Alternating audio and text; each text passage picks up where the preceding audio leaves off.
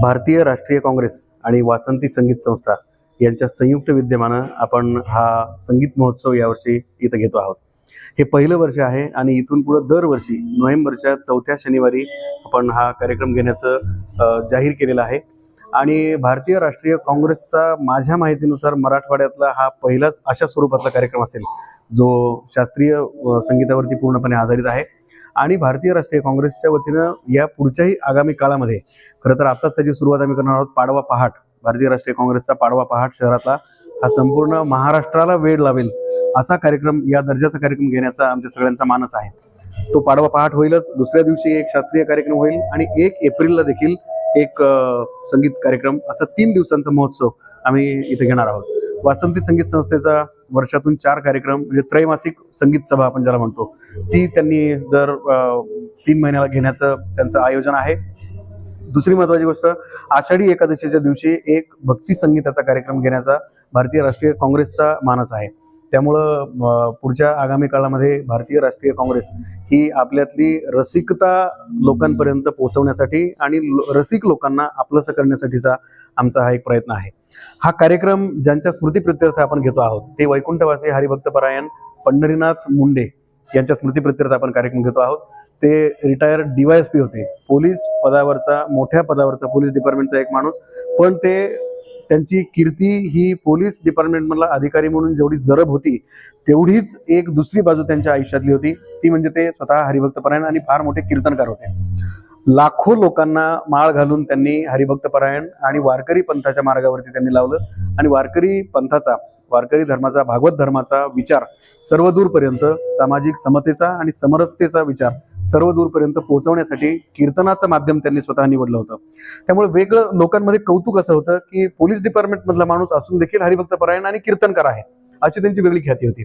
संगीतप्रेमी असणारी ती व्यक्ती होती. त्यामुळे त्यांच्या स्मृतीप्रित्यर्थ काहीतरी आपण करावं असं त्यांचे चिरंजीव, जे स्वतः हरिभक्तपरायण आहेत, कीर्तनकार आहेत, आमचे स्नेही आणि काँग्रेसचे नेते राजेश मुंडे यांनी तो विचार पुढे आणला आणि त्यांच्या संकल्पनेतून हा महोत्सव वासंती संगीत संस्थेसोबत आपण घेतो आहोत. हे महोत्सवाचं पहिलं वर्ष जरी असलं तरी येणाऱ्या काळामध्ये वर्षभर विविध कार्यक्रम भारतीय राष्ट्रीय काँग्रेसच्याकडून वतीनं व्हावेत यासाठी राजेश मुंडे यांचे प्रयत्न सातत्यानं सुरू आहेत. मराठवाड्याभर संपूर्ण कार्यक्रम होतील तर महाराष्ट्रामध्ये होतील? हा कार्यक्रम महाराष्ट्रभर पोहोचवण्याचा आमचा प्रयत्न आहे, पण हा कार्यक्रम होईल मात्र संभाजीनगरमध्येच, कारण इथल्या रसिकांना, अनेक मोठमोठ्या लोकांना ऐकवण्याचा आमचा मानस आहे. त्यामुळं हा कार्यक्रम होईल संभाजीनगरमध्येच, इथल्या रसिकांसाठी होईल आणि वेगवेगळे नावाजलेले आपापल्या क्षेत्रातले गायक, कलावंत, वादक कलावंत हे लोकांपर्यंत पोहोचवण्याचा आमचा मानस आहे. शास्त्रीय संगीतावर आधारित कार्यक्रम होतील का? सगळेच कार्यक्रम नाही, हा वेगळ्या वेगळ्या प्रकारचे संगीतामधले जेवढे काही वेगळे वेगळे प्रकार आहेत, ज्याला आपण गझल म्हणतो किंवा भावगीत म्हणतो किंवा भक्ती संगीत म्हणतो किंवा चित्रपट गीतं असतील, अशा वेगवेगळ्या कार्यक्रमांचा आम्ही त्या परिस्थितीनुसार, त्या वेळेनुसार आम्ही विचार करून करणार. आता पाडवा पहाट सारखा कार्यक्रम जो आहे, जो आपल्या मुळात संस्कृतीकडे घेऊन जाणारा कार्यक्रम आहे. वर्षाचा पहिला दिवस, नवीन वर्षाचा मराठी पहिला दिवस असतो तो, त्यामुळे त्या दिवशी उत्तम दर्जेदार भक्ती संगीताचाच कार्यक्रम व्हावा. दुसरा दिवस इथल्या सगळ्या शास्त्रीयचे, इथं भरपूर जाणकार आणि रसिक आहेत शहरामध्ये, अशा लोकांसाठी एक शास्त्रीयचा कार्यक्रम असेल. आणि तिसरा दिवस आम्ही जो 3 दिवसाचा महोत्सव जो मगाशी मी म्हणालो की त्यातला तिसरा दिवस हा पूर्णपणे लोकसंगीताला आम्ही वाहून देणार आहोत. त्यामुळं पहिल्या वर्षी तर आमचा आता एक ताल कचेरी ठेवण्याचा आमचा मानस आहे, जी लोकवाद्य आहेत सगळे, ढोलकी असेल, हलगी असेल, दिमडी असेल, संबळ असेल, अशा वाद्यांची जुगलबंदीचा एक कार्यक्रम असा आमचा सध्याचा मानस आहे. आणि तो दरवर्षी वेगळे वेगळे कार्यक्रम होतील. कधी गझलची एखादी मैफिल होईल, कारण संगीतामधल्या वेगळ्या वेगळ्या प्रकाराचे खूप मोठे रसिक आपल्या शहरामध्ये आहेत. त्या सगळ्या रसिकांची सांगीतिक भूक भागवण्याचं काम आपल्याकडून व्हावं असा मानस राजेश मुंडे आणि भारतीय राष्ट्रीय काँग्रेसचा आहे.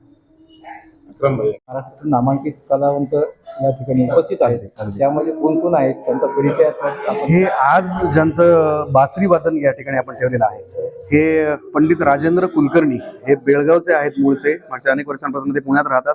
आणि हे फक्त महाराष्ट्रापुरते नाही तर सबंध जगभरातल्या अनेक देशांमध्ये ज्यांचे कार्यक्रम झालेले आहेत, मग फ्रान्स असेल, पॅरिस असेल, इटली असेल, जर्मनी असेल, जपान असेल, चायना असेल, आणि सगळ्यात महत्त्वाची गोष्ट, चायनामधल्या विविध शहरांमध्ये बासरी वादनाचा कार्यक्रम करणारा हा एकमेव भारतीय आहे आतापर्यंतचा, अशी त्यांची ख्याती आहे. पहिला भारतीय आहे आणि आतापर्यंत इतर कुठल्याच बासरी वादकाचे किंवा कुठल्या कलावंताचे चायनामधल्या वेगळ्या वेगळ्या शहरांमध्ये कार्यक्रम झाले नव्हते.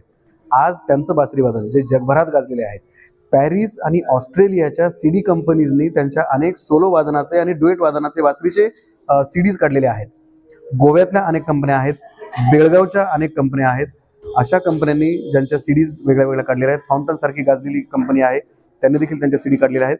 त्यांचं सोलो बासरी वादन आपण आज या ठिकाणी घेतोय. आणि त्यानंतरचे यशवंत वैष्णव हे छत्तीसगडचे मूळचे राहणारे आहेत. मागच्या अनेक वर्षांपासून ते आता मुंबईमध्ये आणि जगभरात ज्यांच्या सोलो तबला वादनाचे कार्यक्रम होतात. आणि झाकीर हुसेन यांचे ते शिष्य आहेत, त्यांचं तबला वादन जे पंजाब घराण्याशी संबंधित आहेत, त्यांचं तबला वादन सोलो, अशा 2 जगभरातल्या नामांकित कलावंतांना आपण इथं आमंत्रित केलेलं आहे. ही तारीख मिळवण्यासाठी आम्हाला जंग पछाडावं लागलं होतं. आणि खरं तर मागच्या 4-5 दिवसांपूर्वीच पंडित कुलकर्णी सर जे आहेत, राजेंद्र कुलकर्णी बासरीवादक, हे USA येऊन परत आलेत.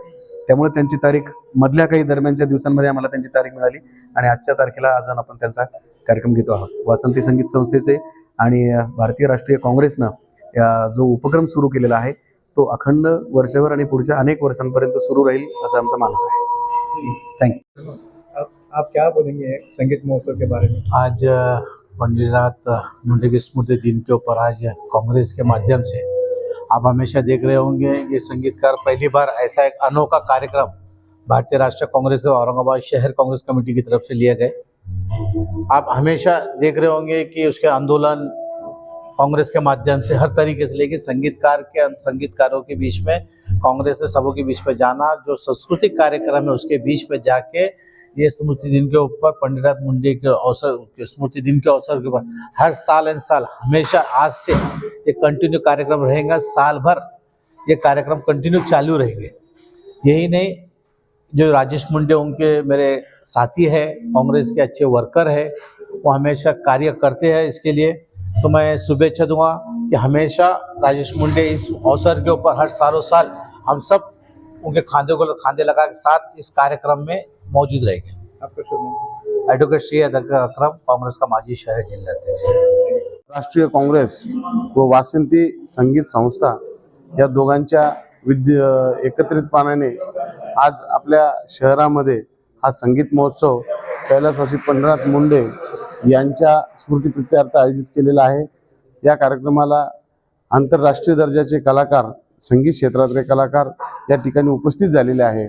आणि सगळ्यात महत्त्वाचा विषय म्हणजे संगीत शिकणाऱ्या विद्यार्थ्यांना ही पर्वणी आहे. अत्यंत आनंदाने हे छोटे संगीत क्षेत्रातील कलाकार जे भविष्यामध्ये त्यांच्या प्रेरणा स्थान म्हणून बघणारे हे छोटे कलाकार आहे, त्यांच्या चेहऱ्यावरचा आनंद बघून आम्हालाही आनंद वाटला की आज काँग्रेस पक्षातर्फे असाही सांस्कृतिक कार्यक्रम आम्ही आयोजित करू शकलो. त्यामुळं हाही एक शहराच्या कार्यामध्ये हातभार काँग्रेस पक्षाच्या तर्फे लावण्यात आलेला आहे. राहुल संत. भारतीय राष्ट्रीय काँग्रेस आणि वासंती संगीत संस्था यांच्या संयुक्त विद्यमाने हरिभक्तपरायण वैकुंठवासी पंढरीनाथ महाराज मुंडे यांच्या स्मृतिप्रित्यर्थ घेतोय. या कार्यक्रमामध्ये पुण्याचे सुप्रसिद्ध बासरीवादक पंडित राजेंद्र कुलकर्णी हे आपली कला सादर करतायत. त्यांना तबल्यावर साथ देतीये सई बाराबोटे. आणि या बासरी वादनाच्या कार्यक्रमानंतर पंजाब आणि फरुखाबाद घराण्याचे सुप्रसिद्ध तबलावादक पंडित योगेश सामसी यांचे ज्येष्ठ शिष्य श्री यशवंत वैष्णव यांचं सोलो वादन होणार आहे. आणि त्या कार्यक्रमाला निलय साळवी यांना त्यांना संवादिनीची साथ करणार आहे.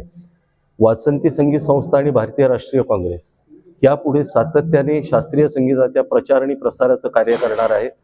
या प्रसंगी भक्कम आधार असा भारतीय राष्ट्रीय काँग्रेसचे श्री राजेश मुंडे, श्री संत सर यांनी दिलेला आहे. आणि वासंती संगीत संस्थेचे राहुल ज्ञाते, अविनाश तिगळे, श्रेया इंदापूरकर अशी पूर्ण टीम आहे आमची. आणि या टीमद्वारे सातत्याने वर्षभर आम्ही कार्यक्रम करणार आहे. याच्या पुढचा कार्यक्रम आम्ही 3 दिवसीय महोत्सव घेतोय, जो 30, 31 मार्च आणि 1 एप्रिल रोजी होणार आहे. तत्पश्चात आषाढी एकादशीचा एक मोठा कार्यक्रम घ्यायचा आमचा मानस आहे. आणि दर वर्षाच्या नोव्हेंबर महिन्याच्या शेवटच्या शनिवारी हरिभक्तपरायण वैकुंठवासी पंढरीनाथ महाराज मुंडे यांच्या स्मृतिप्रित्यर्थ शास्त्रीय संगीताचा कार्यक्रम होणार आहे. तसेच वासंती संगीत संस्थेतर्फे त्रैमासिक सभेचंही आयोजन करणार आहे, ज्यामध्ये महाराष्ट्रातील उद्योन्मुख कलाकार वादक कलाकार, गायक कलाकार, नृत्य कलाकार यांना व्यासपीठ उपलब्ध करून द्यायचा आमच्या दोन्ही संस्थेचा मानस आहे. यंदाचा हा पहिलाच कार्यक्रम आहे की नाही, वासंती संगीत संस्था या पूर्वी सातत्याने कार्यक्रम करत होती, पण यावर्षी भारतीय राष्ट्रीय काँग्रेसने आम्हाला सपोर्ट केलेला आहे आणि महाराष्ट्रातील नव्हे भारतातील पहिला असा हा कार्यक्रम आहे. कोणची राजकीय संस्था कोणताही राजकीय भाव न बाळगता एक शास्त्रीय संगीताच्या प्रचार आणि प्रसारासाठी कार्य करते. त्याबद्दल मी भारतीय राष्ट्रीय काँग्रेसचे श्री राजेश मुंडे यांचे मी खूप खूप आभारी आहे. यापूर्वी नंतरचे कार्यक्रम जे आहे ते छत्रपती संभाजीनगरमध्ये होणार आहे. छत्रपती संभाजीनगरमध्ये पुढचे कार्यक्रम होणार आहे आणि पुढच्या कार्यक्रमात असे चेहरे आपल्या समोर येतील की ज्यांना पूर्ण जगाने मान्यता दिलेली आहे त्यांच्या क्षेत्रात. आणि भारतीय राष्ट्रीय काँग्रेसतर्फे खास महिलांसाठी पुरस्कारांची घोषणा त्यांनी केलेली आहे. तो कार्यक्रम 12 जानेवारीला जिजाऊ जयंतीच्या वेळी होणार आहे. त्यावेळेस शहरातील प्रतिष्ठित महिलांचा यथोचित सन्मान तिथे केला जाणार आहे. मी Prashant बाराबोटे. Subscribe now and press the bell icon. Never miss an update.